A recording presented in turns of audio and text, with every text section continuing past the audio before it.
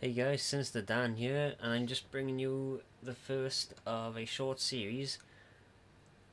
As the title says, I'm going to be making my very own and very first tracked camera dolly. Not really quite DIY, more just a kind of my attempt at beating the pricing systems on eBay than anything. Because the best, so far, the cheapest decent looking camera dolly I can find that uses tracks is this one, the Glide Gear SYL 960, but it is only available for bid and not buy it now, and the bidding price is where I am £97.79, and the postage is £25.97. So altogether, it's around £123 £76 it is. Now, it's one of these ones that comes on casters, those crappy £30 caster ones you just see on Amazon, right? That everyone buys and all that. But that's not what interests me about this slider. The thing that interests me is the second set of wheels that comes with it, which are angular wheels. It's one of those ones where you see dollies that have two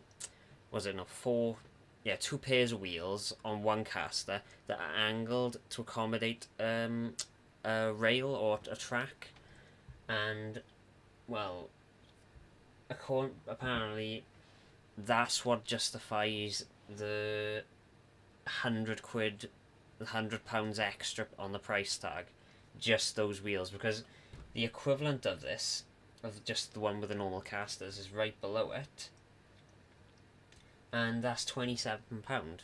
So you're paying £100 extra, and keep in mind that's the bidding price. That is, it doesn't offer a buy it now, so that's it's that price, provided no one bids you up. So I'm not happy with this anyway. So what I'm doing, I have bought the £30 equivalent, which it is the exact same rig. So the casters on this one should come off the same way, and I am also buying parts to make my own versions of these angled caster things, and I'm also going to be making my own track out of PVC. Now, one of the biggest issues I've always had with PVC rail sliders is that any or they always come with huge rails. They do, and they say that they're meant to be portable. They're not. I mean, what is so portable about a bag that is well over a meter long? There's nothing portable about that. So the way I'm going to be doing it is I'm gonna make mine at first. I'm just gonna make it with two 3 meter long rails. I am, and the way taking inspiration from the rails, from the rail dolly that I recently had a go of in my college class. It had let me think. It had smaller bits of pipe that had a notch cut out to the center of them, so that they could so you could squeeze them and they go smaller, and then you work them inside the main rails, and then you click another one onto the edge of it, so it is a tight fit. I'm going to be using that same method, but those ones, each one was about 1.5 meters long, and then you connect it together and it's a 3 meter one. I'm going to be making it so that each rail is at maximum, maybe I think 80 centimeters long. So just under a meter, because I want the idea with this system as I want to be able to fit it all in my current gear bag, which is under my bed, and I think that is only a meter long. That bag is. There's room in it for the rails and all that, but anyway, the main issue was mostly not so much the rails, because they're just tubes, they can just fit in there anyway. The main issue I always had was the actual the actual tripod mount itself. So that's the main reason why I've gone for one of these rolling spider camera tripod dollies. Now, even though they are notorious for being cheap and crap and all that because of the casters, the actual tripod mounting system itself is actually really good, in my opinion. looking at from what I've seen, you can't really make anything as portable as that or as functional as that for less if you DIY it. I mean, yeah, you can make PVC ones, but then they are not going to be as sturdy as these ones because these ones are aluminium and they're more or less made exactly the same way as a light stand for for lighting purposes and all that.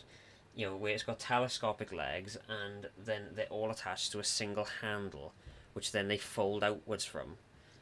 So that's my new project then. Anyway, I'm rambling on a bit now, but anyway, so far I have purchased the tripod mount itself for £27, and I have also purchased 12 skateboard wheels because you need 4 per caster and there's 3. And I've also purchased 24 skateboard wheel bearings. Now, I'm no stranger to skateboarding or rollerblading, so I did kind of know what I was looking for. But anyway, my goal here is to beat the price of this £130 one. So far, I've worked out I can beat it for definite. Because that price is not worth it at all. But yeah, I'm not gonna. The idea with this though is I'm not trying to beat the price of £123, which is what that's worth. I'm trying to beat the price by a significant amount to make it so that it seems worth it. And so far, I'm really confident because keep in mind this one it doesn't come with the rails, so I'm not counting the price of the rails in my final price. But if I can buy the rails as well and it's still a significant amount less than that, then that is an epic win in my opinion. But so far, I have bought the tripod mount, the wheels and the bearings, and so far it's come up to tripod mount was 27.48. Right, so this is let me just add this up quickly. Come on. Right, so we have the bearings were £10 2, and that's for a set of 8, which I bought 3 of. Well, no, they were worth £2 something, and for a set of it was £2. I think it was something like £2.70 for a set of 8, and plus something like 99p ship postage. So altogether, it added up to around £10 and 2 pence for the bearings, and the wheels. They came in 4s, and I bought 3 sets, which added up to £21 exactly, and that's £31.02. And that added to the £27.49 for the tripod mount, added up to... Oh, oops, sorry. I just hit the mount, and I don't know why I've just put that to the camera because it's out of focus, but it adds up to £58.51 so far. And those are the most expensive parts of this whole project. Yeah, sorry about that. Because the only thing I need to get now is corner... I can't remember what they're called. They're V-shaped corner brackets or something. Well, they're basically what they are is they're 90-degree bent metal rods that are made for plasterboarding. I think where you have a corner, you have 2 bits of plasterboard, and you'd use that to strengthen the corner. I don't know what they're for, but anyway, I'm just guessing there. But I need to get a small length of those. I'm guessing maybe 60 centimeters max. Because the biggest I probably need them each caster is 20 centimeters long. That's the maximum. I don't even think I'll need it that big, and the other thing I need to get then as well, obviously, is the bolts to connect them all together, and also the bolts to connect the casters to the wheels. Now, so far I haven't really worked out how I'm going to connect the casters to the wheels in such a way that allows them to freely spin.